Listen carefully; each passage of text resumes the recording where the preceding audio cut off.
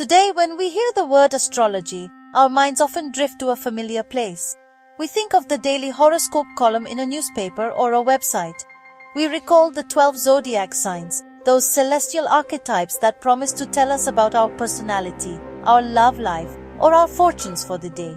For many, this is the beginning and the end of the story.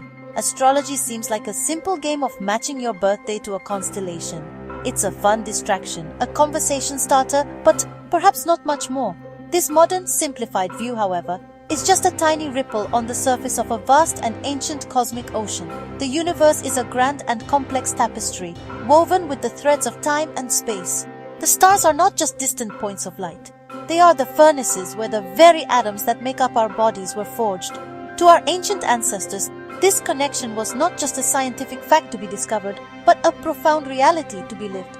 They looked up at the night sky not with idle curiosity, but with a deep sense of participation. They saw the cosmos as a living, breathing entity, a grand story in which humanity played a crucial part. Their astrology was an ambitious attempt to read that story and understand their place within it. This ancient perspective was far more intricate than simply asking, "What's your sign?" It was a sophisticated system of observation, mathematics, and philosophy. It involved tracking the precise movements of the Sun, the Moon, and the 5 visible planets, Mercury, Venus, Mars, Jupiter, and Saturn, against the backdrop of the fixed stars. Each celestial body was thought to have its own character, its own influence, its own voice in the cosmic choir. The patterns they formed, the angles they made to one another, and their positions in the sky at the moment of a person's birth or a kingdom's founding were all considered deeply meaningful messages. To truly grasp what astrology meant to the ancient world, we must set aside our modern preconceptions. We have to journey back in time, to a world lit only by fire and starlight. In that world, the sky was not just a beautiful backdrop. It was the ultimate source of order and meaning.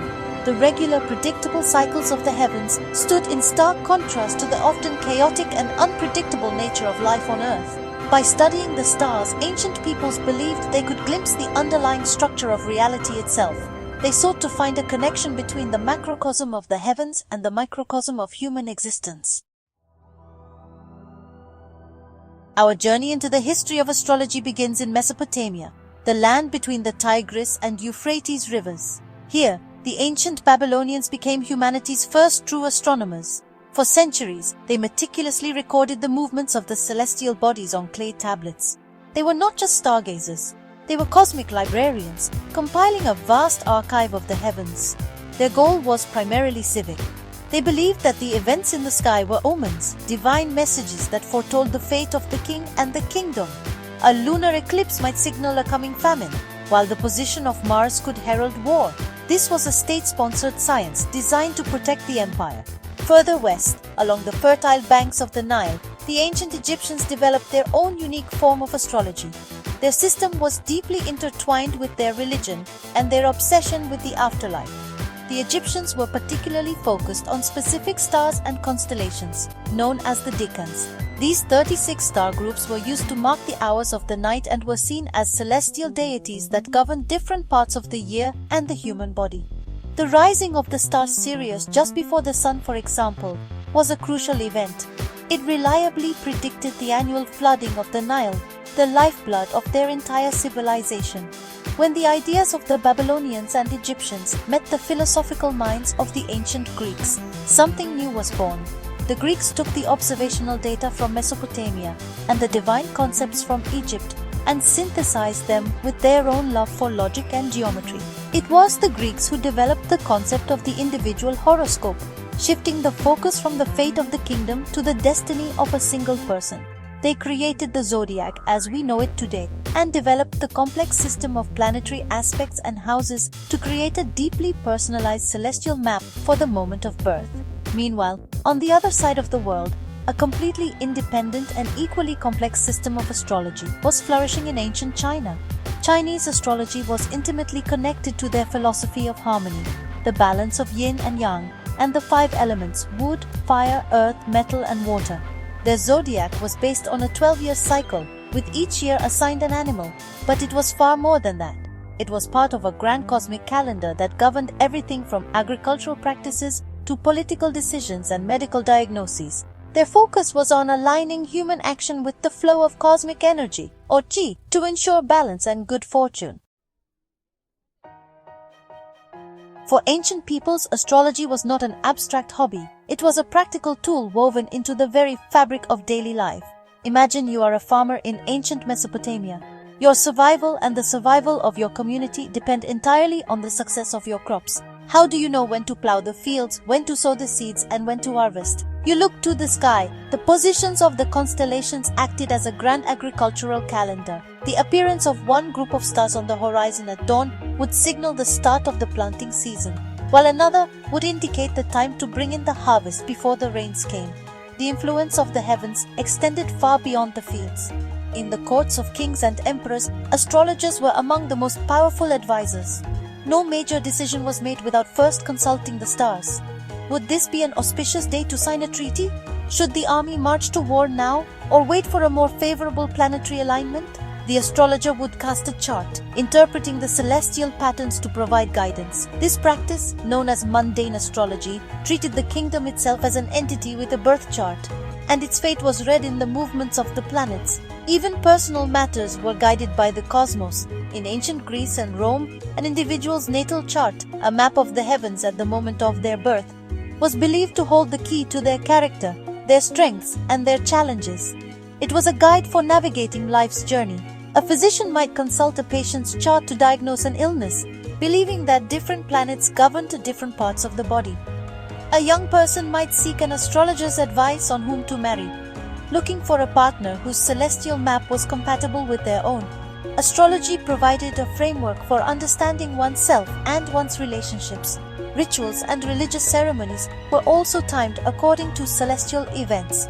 The solstices and equinoxes, the moments marking the change of seasons, were universally recognized as times of great power and significance. Many ancient structures, like Stonehenge in England or the pyramids in Egypt, were built to align with these key solar and stellar events. These were not just observatories. They were sacred spaces designed to connect the earthly realm with the divine cosmos. By performing rituals at these astrologically significant times, people believed they could harmonize their world with the greater order of the universe. Looking back at these ancient systems, it becomes clear that astrology was so much more than a simple predictive tool. It was a profound expression of a deep human need, the need to feel connected to something larger than ourselves. In a world full of seemingly random events, of droughts, floods, plagues, and wars, astrology offered a sense of order. It proposed that everything was part of a magnificent, interconnected cosmic dance. The movements of the planets were not random.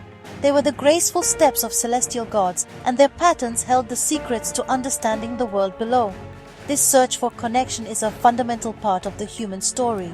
We are, in a very real sense, stardust. The carbon in our cells, the iron in our blood, all of it was created in the hearts of dying stars billions of years ago. The ancient astrologers didn't know the nuclear physics, but they felt the connection intuitively. They looked up at the same stars we see today and felt a kinship. Their astrology was a language they created to talk about that relationship, a way to map their inner world onto the grand canvas of the night sky. It was a philosophical and spiritual framework for being human. Today, science has given us a different language to describe the cosmos. We talk of gravity, of stellar evolution, of galaxies and nebulae. Our telescopes have shown us a universe far vaster and more wondrous than any ancient astrologer could have possibly imagined. We no longer look to the position of Jupiter to decide when to plant our crops or to the phases of the moon to predict the outcome of a battle. Our scientific methods have provided a more reliable map of reality. Yet, this does not mean the ancient maps have nothing left to teach us. By exploring ancient astrology, we are not validating its predictions. Instead, we are opening a window into the minds of our ancestors. We get to see how they grappled with the biggest questions of existence. We can appreciate their ingenuity, their mathematical skill, and their profound sense of awe before the cosmos. To study their celestial systems is to study their cultures, their fears, their hopes, and their deepest beliefs about their place in the universe. It is a reminder that for millennia, humanity has looked to the stars, not just for answers, but for a sense of belonging in the grand cosmic story.